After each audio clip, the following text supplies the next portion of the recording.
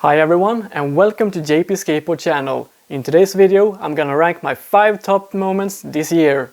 And what a shitty year it has been. Arrgh! War in Europe once again, inflation and a pandemic that still rages on. But skate-wise it's been great. My board has always been like a safe haven, a little escape from reality thing. And with this shitty year it's been more so than ever. And I relearned quite a few tricks too. Tricks I never thought I would do again, but it's all thanks to YouTube. And it helped me because I had like a goal when I wanted to go out and skate. Before that I didn't really have a goal, I just went out and did a lot of random routine tricks and rarely came home with new tricks. But having a goal really made a difference. And of course I had all my routine tricks to start off with and get warmed up. But after that it was more focused on that trick and that worked surprisingly well. And some days it just didn't. But that's how skateboarding goes. But now it's time to take on the list. My 5 top moments on the skateboard. Starting off with Mambo number 5. First out on the list is relearning Noli Baxter gazelle spin. I remember this quite clear. It was one of the first videos I recorded outside. It was winter and I only had a few hours of daylight to make the trick.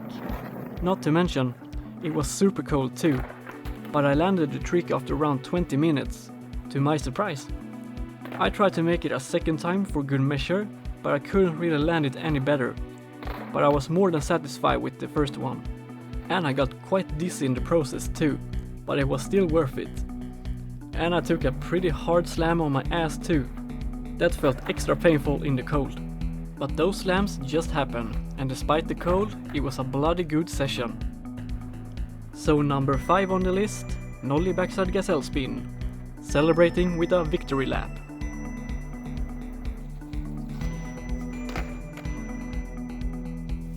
I was pretty stoked on that Noli gazelle spin. Didn't think I would be able to do it again. But sometimes you just surprise yourself. And no, this is not a golf channel, but now it's up to 4.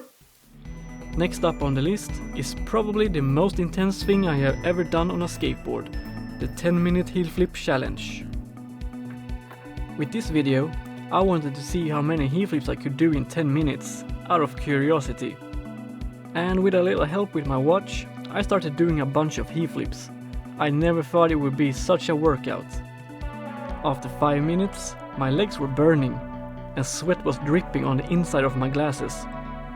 So I could hardly see anything, but since I was already halfway, I didn't want to start over, so I just pushed through. So eventually, the time was up, and I reached 73 heel flips. 10 minutes never felt so short before. The time just flew by. After this intense workout, I would say my kingdom for a wheelchair. I could hardly walk afterwards. I don't think my legs have fully recovered after that heel flip challenge. But I'm open to suggestions. If you want to see me do more 10-minute trick challenges, let me know in the comments. 3 is a crowd, next trick is pretty loud. Next trick became a 2-day project. I wanted to see if frontside 50-50 on a rail was possible. So this rail at the school was perfect to try it on. Perfect height, not too wide, so it was a fun challenge.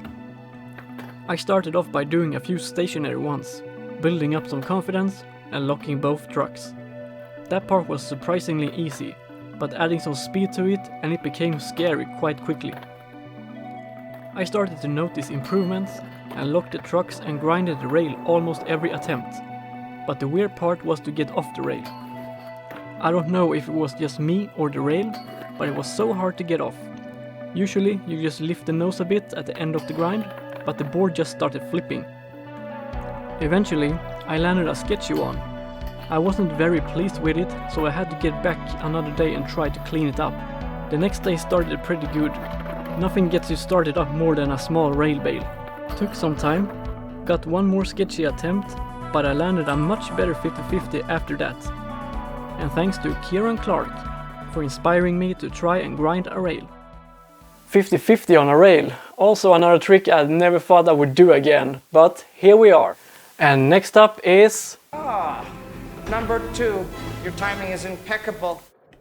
I wanted to try a hardflip down a ledge, since I hadn't done that before. I had only landed it on flat or launching from a bank. This one was also a 2-day project, but I gotta say, it was one of the most joyful videos to record, but maybe not so joyful for the camera. On the first day I had to give up, because the board hit my foot on the same place over and over. It hurt like hell and I started limping.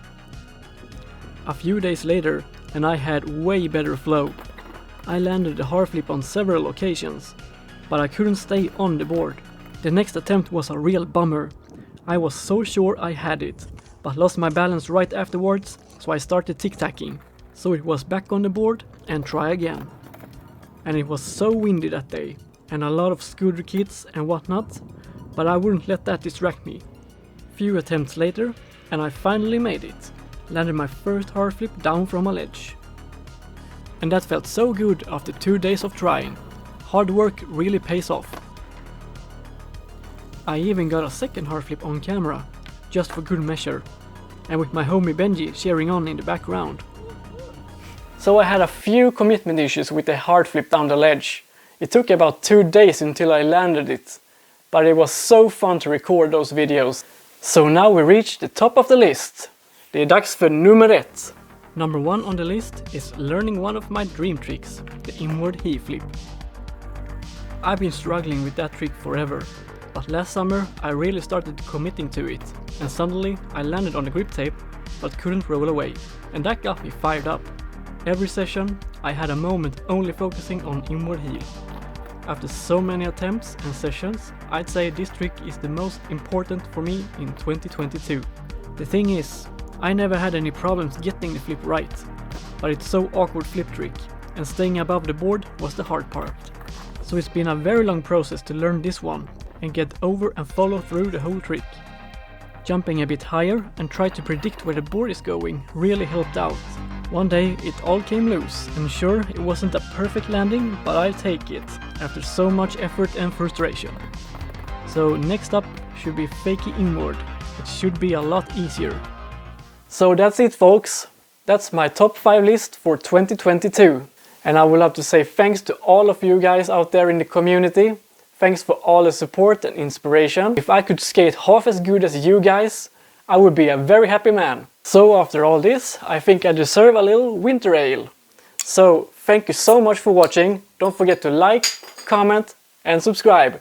And I'll see you in the next video.